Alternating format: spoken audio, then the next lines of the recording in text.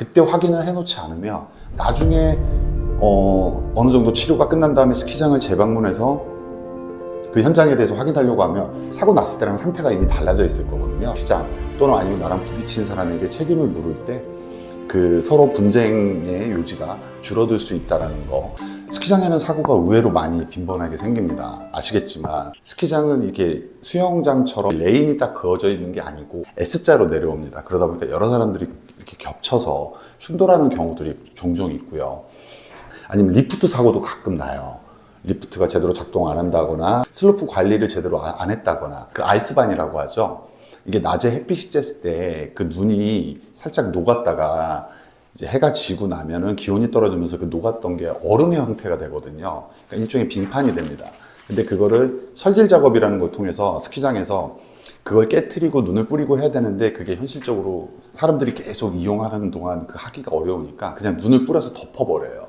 그럼 그 위에 눈이 쓸리면서 그 빙판이 드러나면 거기에 이제 지나가면 제동이 잘 안 되거든요. 스키 플레이트나 아니면 이제 스노우보드, 데크 같은 것들이. 그러면서 이제 혼자 미끄러져서 넘어지는 사고들, 굉장히 빠른 속도로 진행을 하다 넘어지기 때문에 골절도 심심치 않게 발생하고 있습니다. 그럼 만약에 스키장에서 다치게 된다면 치료비랑 이런 게 들 텐데 요거 해결하는 보험이 있을까요? 우선 개인이 가입한 실비보험에서 상해 의료비로 우선 치료가 가능하겠죠. 입원에 관한 거나 통원에 관한 치료비가 가능할 거고요. 스키장 같은 경우는 그 우리나라에 있는 지금 체육시설물 설치에 관한 법령에 의해서 의무적으로 배상 책임 보험을 들어야 되거든요.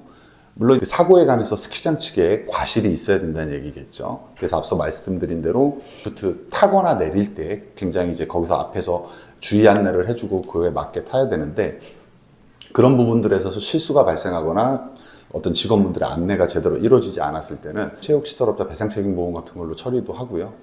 그리고 아까 이제 뭐 시즌권 끊어서 하시는 분들, 동호회나 아니면 단체 통해 가지고 스키보험 같은 거 단체로 들어서 거기서 이제 상해나 배상책임보험도 가능하기 때문에 그런 걸로 처리가 이루어지고 있고, 만약에 제가 스키를 타다가 아니면 스노우보드를 타다가 다른 사람을 제 부주의로 다치겠다, 그런 경우는 이제 가족생활 배상 책임, 가족 일상생활 배상 책임으로 제 책임 부분만큼은 과실을 따져서 그런 걸로도 물어줄 수 있습니다.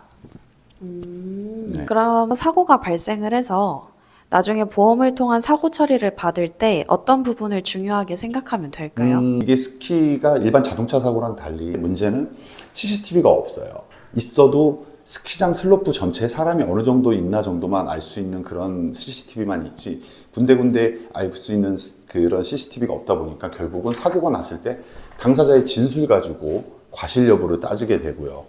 그리고 아까 말씀드린 만약에 슬로프에 아이스방 같은 결빙으로 사고가 났다 했는데 그때 확인을 해놓지 않으면 나중에 어느 정도 치료가 끝난 다음에 스키장을 재방문해서 그 현장에 대해서 확인하려고 하면 사고 났을 때랑 상태가 이미 달라져 있을 거거든요. 슬로프는 아시지만 바깥에 외부에 있기 때문에 날씨가 변화하는 거에 따라서 계속 상태가 변하기 때문에, 그러니까 쉽진 않겠지만 본인이 사고 난 이후에 페트롤 같은 거 호송이 되든 본인이 의무실로 가든 사고 난 사실을 분명히 통보하실 필요가 있고, 현장도 본인이나 아니면 그 동반한 일행분들이 있으면 현장도 사진 같은 걸 꼭 찍어 놔서 현장 확인을 해놔야 나중에 내가 다친 거에 관해서 스키장 또는 아니면 나랑 부딪힌 사람에게 책임을 물을 때 그 서로 분쟁의 요지가 줄어들 수 있다는 거. 어차피 손해에 관한 부분은 그 이후에 병원의 서류들을 통해서 입증을 하면 되니까, 결국 요약하자면 사고 났을 때 그 현장에 대해서 확보를 해놓는 게 굉장히 중요합니다. 그게 평상시에 인식을 하고 있지 않으면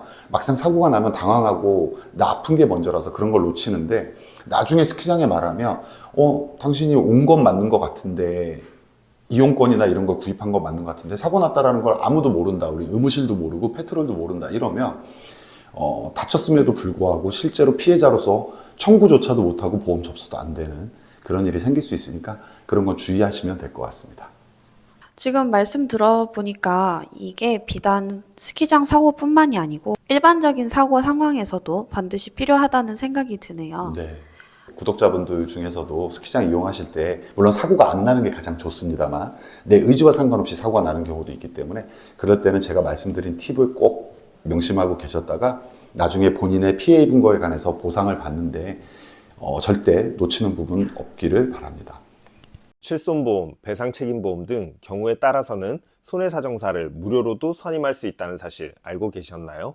이 부분 궁금하시다면 아래 영상을 누르셔서 확인해 보세요.